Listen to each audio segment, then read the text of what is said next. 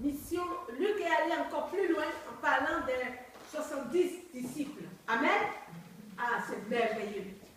Aïe, aïe, aïe, c'est trop succulent. Luc 10. Après cela, le Seigneur désigna encore 70 autres disciples et il les envoya 2 à 2 devant lui dans toutes les villes et dans tous les lieux où lui-même devait aller. Vous voyez? Il a dit, la moisson est grande, mais il y a peu d'ouvriers. Priez donc le maître de la moisson d'envoyer des ouvriers dans sa moisson. Partez, je vous envoie comme des agneaux au milieu des loups. Ne portez ni bourse, ni sac, ni souliers, et ne saluez personne en chemin. Dans quelque maison que vous entriez, dites d'abord que la paix soit sur cette maison. Et s'il se trouve là un enfant de paix, votre Père reposera sur lui. Sinon, elle reviendra à vous.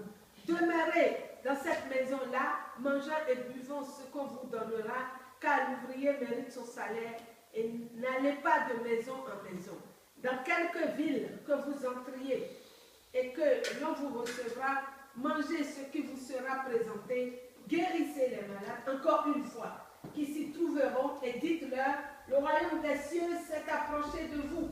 Mais dans quelque ville que vous entriez et où l'on ne vous recevra pas, allez dans ces rues et dites, nous secouons contre vous la poussière même de votre ville qui s'est attachée à nos pieds. Sachez cependant que le royaume des cieux s'est approché. Je vous dis qu'en ce jour, Sodome sera traité moins rigoureusement que cette ville-là. Alors on saute, il dit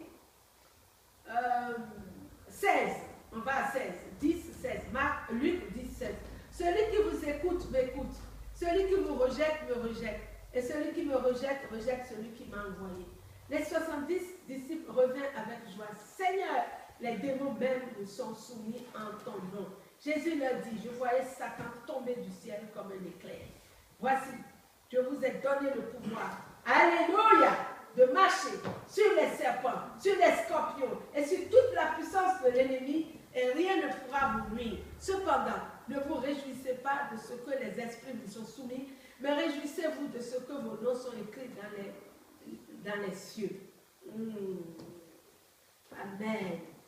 En ce moment même, Jésus tressaillit de joie dans son esprit et il dit, je te loue, Père, Seigneur du ciel et de la terre, de ce que tu as caché ces choses aux sages et aux intelligents, et de ce que tu les as révélées aux enfants. Oui, Père, je te loue de ce que tu l'as voulu ainsi. Toutes choses m'ont été données par mon Père, et personne ne connaît qui est le Fils si ce n'est le Père, ni qui est le Père si ce n'est le Fils, et à celui à qui le Fils veut le révéler. Alléluia. Et se tournant vers les disciples, il leur dit en particulier, heureux les yeux qui voient ce que vous voyez, car je vous dis que beaucoup de prophètes et de rois ont désiré voir ce que vous voyez et ne l'ont pas vu, entendre ce que vous entendez et ne l'ont pas entendu. Alors nous sommes tellement heureux, bénis, parce que nous voyons Jésus. Amen.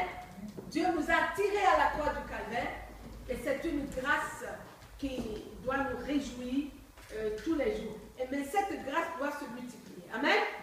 La grâce de Dieu, c'est une semence. Dieu a semé en nous. Mais maintenant, qu'est-ce que nous allons faire avec cette semence en nous? On ne va pas laisser cette semence mourir en nous. La semence doit porter du fruit. On voit très bien le fruit.